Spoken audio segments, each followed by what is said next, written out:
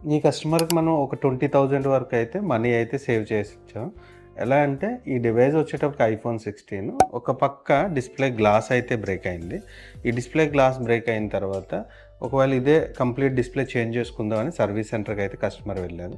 ఒకసారి ప్రైజు ఈ స్క్రీన్‌లో మీరు చూడొచ్చు. చూస్తే ఏంటంటే ప్రైస్ ఐఫోన్ 16 ఈ మోడలు వచ్చేటప్పటికి అరౌండ్ 25,500 వరకు అయితే ప్రైజ్ వస్తే ఐఫోన్ సైడ్ నుంచి అయితే వాళ్ళు కోట్ చేస్తారు. అలా డిస్‌ప్లే కంప్లీట్ చేంజ్ చేసుకోకుండా అదే డిస్‌ప్లేని మనమైతే ఇలా రెడీ చేసాం. ఒకసారి స్టెప్ బై స్టెప్ ఎలా ఏం చేసాం అనేది ఈ వీడియోలో అయితే మీకు చూపిస్తాను. ఫస్ట్ అయితే ప్రాపర్‌గా అయితే ప్రాపర్ వేలో అయితే డిసెంబుల్ అయితే చేసాం. డిసెంబుల్ చేసిన తర్వాత డిస్‌ప్లేని అయితే మనం సెపరేట్ చేయడం జరుగుతుంది. ఈ సెపరేట్ చేసిన ఈ డిస్‌ప్లే బ్రేకేజ్ డిస్‌ప్లే ఏదైతే ఉందో మనం మాన్యువల్ మెథడ్ కంటే ఇప్పుడు యూజ్ చేసే అడ్వాన్స్ లేజర్ మెథడ్ని అయితే యూజ్ చేయడం జరుగుతుంది. మన స్టోర్లో అడ్వాన్స్ లేజర్ మెథడ్ ద్వారా all iPhones front and back glass అయితే రిపేర్ అయితే చేస్తాం. దీనివల్ల ఏంటంటే 100% యాక్యురసీ వితౌట్ డామేజ్తో అయితే ఆల్ డిస్ప్లేస్ అయితే ఎంతవరకు డామేజ్ అయినా అన్ని డిస్ప్లేలు అయితే రిపేర్ అవుతాయి.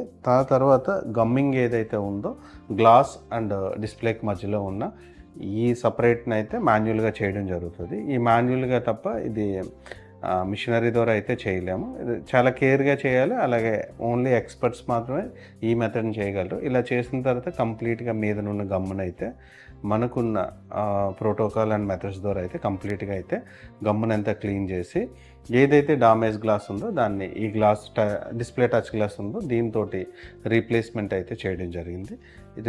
రీప్లేస్మెంట్ చేసి అలాగే డిస్ప్లే అండ్ ఈ గ్లాస్ తోటి అయితే లామినేషన్ అయితే చేస్తాం. మీకు ప్రీవియస్ ఫింగర్ ప్రింట్స్ అయినా లేకపోతే ఫేస్ ఐడీస్ అయినా లేకపోతే టచ్ సెన్సార్ అయినా ఎటువంటి అదే వేరియేషన్ అయితే ఉండదు. మనది display and touch glass proper work అవుతుంది. ఓన్లీ టచ్ గ్లాస్ మీద ఉన్న లేయరే చిన్న డామేజ్ అయింది కనుక అలా ఉన్న డిస్ప్లేని మనం అయితే ఇలా రెడీ చేసాం. మీకు ఇలాంటి సర్వీస్ యాపిల్ సైడ్ నుంచి కానీ ఆండ్రాయిడ్ సైడ్ నుంచి కానీ ఎలాంటి కావాలని మీ ఫ్రెండ్స్కి కానీ మీకు కావాలంటే ఫాలో అవ్వండి. అలాగే డైరెక్ట్గా అయితే కాల్ చేయొచ్చు.